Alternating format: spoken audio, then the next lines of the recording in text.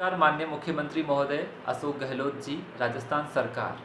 आज मुख्यमंत्री जी के नाम मेरा ये संदेश किस तरह से गांवों में कोरोना महामारी की सेकेंड वेव की भयावहता को कम किया जाए, किस तरह से ऑप्टिमाइजेशन ऑफ रिसोर्सेज से इफ़ेक्टिव रिजल्ट प्रोड्यूस किए जाए, कुछ महत्वपूर्ण सजेशन जिसको मैंने नाम दिया है 5T स्ट्रेटजी और 5T प्लान। सर, सबसे पहली चीज़, गांवों की स्थिति जो आज अकल्पनीय होती जा रही है, संक्रमण की दर काफ़ी तेज़ी से बढ़ती जा रही है, लेकिन जो प्रयास आपके द्वारा किए जा रहे हैं काफ़ी प्रशंसनीय हैं। अभी तक जितनी भी पब्लिक वीसी राजस्थान गवर्नमेंट के द्वारा करवाई गई उसको मैंने काफ़ी ध्यान से सुना, लेकिन गांवों की जो स्थितियां हैं वो लगातार बिगड़ती जा रही है। वहाँ के जो हालात हैं लगातार बदतर होते जा रहे हैं। कुछ सुझावों के माध्यम से हजारों गांवों की ज़िंदगियां बच सकती है, तो उन पर थोड़ा सा सर अमल किया जाए। पहला सुझाव मेरा रहेगा initial treatment and isolation. Sir, सबसे इम्पोर्टेंट चीज़ है, अभी जो आईसीएमआर और एम्स के साइंटिस्ट का दावा है, जो कोरोना की सेकेंड वेव है विद इन 5 डेज़ के अंदर 60% तक लंग्स को इन्फेक्ट कर रही है। गांवों में सबसे बड़ी स्थिति है, इनिशियल लेवल पर कोई ट्रीटमेंट नहीं है। सर, आपसे अनुरोध करूंगा, गांवों के सरपंच वार्ड पंच के माध्यम से एक मेडिसिनल किट गांव की हर फैमिली को डिस्ट्रीब्यूट किया जाना चाहिए, जिसमें बेसिक मेडिसिन, चाहे पैरासीटामोल हो, चाहे जिथ्रोमाइसिन हो, चाहे मल्टीविटामिन टैबलेट्स हो, चाहे एंटी एलर्जिक टैबलेट्स हो, ताकि गांवों में एक परिवार के किसी भी व्यक्ति को अगर हल्के लक्षण, हल्का बुखार, ठीक है, कफ, ठीक है, शरीर का टूटना, तो वो पहले दिन से ही ट्रीटमेंट स्टार्ट कर दे, ताकि वो पेशेंट में सीवियरिटी इतनी ज़्यादा ना आए। इसके लिए ग्राम पंचायत को पूरे गांव में मेडिसिनल किट डिस्ट्रीब्यूट करने के साथ साथ ये अनाउंसमेंट भी करना होगा। सर, अगर आप सभी सरपंचों को एक वीसी के माध्यम से कड़े शब्दों में निर्देश देंगे तो ये काम काफ़ी आसानी से हो सकता है। तो पहला स्टेज रहेगा इनिशियल ट्रीटमेंट स्टार्ट करना और आइसोलेशन करना। आइसोलेशन के लिए जो दूसरा पॉइंट है, पंचायत कोविड केयर सेंटर और क्वारंटीन सेंटर स्टार्ट किए जाने चाहिए। सर, आज स्थिति ये है, पंचायत लेवल पर इंतजाम कुछ भी नहीं है। न पंचायत लेवल पर एम्बुलेंस मिलती है, न पंचायत लेवल पर ऑक्सीजन। कम से कम ऑक्सीजन का कुछ कोटा पंचायतों के लिए भी आरक्षित होना चाहिए।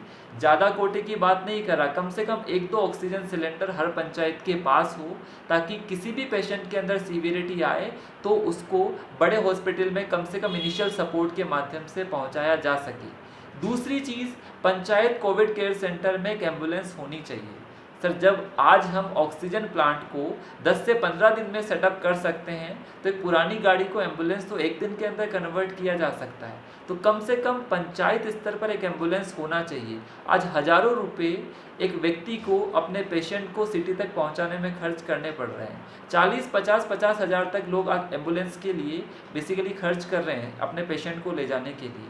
तो कम से कम सर वो खर्चा बचे और पेशेंट इजीली पंचायत के माध्यम से एक अच्छे हॉस्पिटल में जाकर ट्रीटमेंट ले सके। तो इनिशियल केयर पंचायत में होनी चाहिए, ambulance, oxygen and the third important thing जो बेसिक पैरामीटर्स है, मेडिसिन के किट्स हैं, पल्स ऑक्सीमीटर है, थर्मोमीटर है, ये पंचायत के कोविड केयर सेंटर में होना चाहिए। साथ में पंचायत का एक अलग से क्वारंटीन सेंटर सेटअप हो, जिसमें समाज की संस्थाएं, समाज के बड़े बड़े लोग योगदान दे सकें और साथ में जो लोग हैं उनको प्रॉपर हाइजीनिक फूड, वाटर सब कुछ अवेलेबल हो सके। तो सर, एक बार ज़रूरत है आपको सभी सरपंच वार्ड पंचों को दिशा निर्देशित करने की, काम काफ़ी आसान हो सकता है। तीसरा सबसे बड़ा पॉइंट जो पंचायत स्तर पर किया जाना चाहिए, कोविड टास्क फोर्स। कम से कम 11 लोगों की कोविड टास्क फोर्स बननी चाहिए, जिसमें वहीं के लोकल लोग होंगे, वार्ड पंच हो सकते हैं, सरपंच उसका हेड रहेगा, जो पूरा का पूरा गांव के अंदर सर्वे करेगी, देखेगी कितने केसेस है, मोर्टेलिटी रेट क्या है, कोविड केयर सेंटर अच्छे से काम कर रहा है या नहीं कर रहा, क्वारंटीन सेंटर में क्या क्या फैसिलिटीज़ है, ताकि सभी व्यवस्थाओं को सुचारू किया जा सके। तो तीसरा मेरा पॉइंट यहाँ पर रहेगा, कोविड टास्क फोर्स हर गाँव में होनी चाहिए। सर, आज हम बात करते हैं, हमारे भारत के अंदर इतना ज़्यादा डेमोग्राफिक डिविडेंड है, इतना ज़्यादा यूथफुल पॉपुलेशन है, फिर भी वर्कफोर्स की हमारे पास कमी आ रही है। सर, ऐसा नहीं होना चाहिए। इजीली वर्कफोर्स को यूटिलाइज़ किया जा सकता है, वो हम कर सकते हैं। फोर्थ पॉइंट सर सबसे इंपॉर्टेंट वैक्सीनेशन को लेकर। वैक्सीनेशन की प्रायोरिटी सबसे पहले उन रेड जोन एरियाज को दी जानी चाहिए, उन हॉटस्पॉट गांवों को दी जानी चाहिए जहां पर केसेस काफ़ी ज़्यादा मल्टीफोल्डेडली इंक्रीज हो रहे हैं। तो सबसे पहले वैक्सीनेशन को थोड़ा सा प्रायोरिटाइज किया जाए ताकि गांवों को बचाया जा सके। पांचवा पॉइंट सबसे इंपॉर्टेंट, इन सभी चीज़ों की मॉनिटरिंग होनी चाहिए। मॉनिटरिंग के लिए कोविड टास्क फोर्स के साथ साथ डिस्ट्रिक्ट अथॉरिटी भी कॉन्स्टेंटली इसको मॉनिटर करेगी। उस पर्टिकुलर गांव के अंदर सारी की सारी स्टेटिस्टिक्स, कितने केसेस पर डे आ रहे हैं, डेथ रेट क्या है, कितने लोगों को वैक्सीन दी जा चुकी है, टेस्टिंग की क्या फैसिलिटी है, और साथ साथ में जो पंचायत काम कर रही है उस पर भी सुपरविजन किया जाए।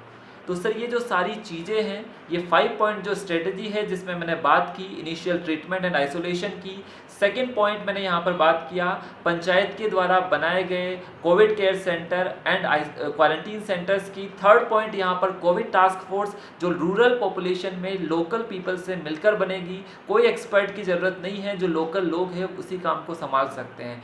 फोर्थ पॉइंट यहाँ पर होगा वैक्सीनेशन को लेकर प्रायोरिटाइजेशन होना चाहिए, डिजिटल डिवाइड की तरह वैक्सीनेशन डिवाइड क्रिएट ना हो। एंड फिफ्थ पॉइंट, सभी की डिस्ट्रिक्ट अथॉरिटीज़ के द्वारा थोड़ी सी मॉनिटरिंग हो, समय समय पर आप पंचायत वार्ड पंचों को मोटिवेट करें, उनको दिशा निर्देशित करें, तो ये काम काफ़ी आसानी से हो सकता है। अदरवाइज जो सिचुएशन है वो काफ़ी भयावह होती जा रही है। जिस तरह से गांवों में एम्बुलेंस के लिए बेसिक टेस्टिंग किट्स के लिए अवेलेबिलिटी नहीं है, तो ये स्थिति आगे ना विकट हो, तो आपसे मेरा अनुरोध है कृपया करके इन सुझावों पर थोड़ा सा ध्यान दीजिए और इस विषय को लेकर थोड़ा सा हमें आगे निर्देशित कीजिए।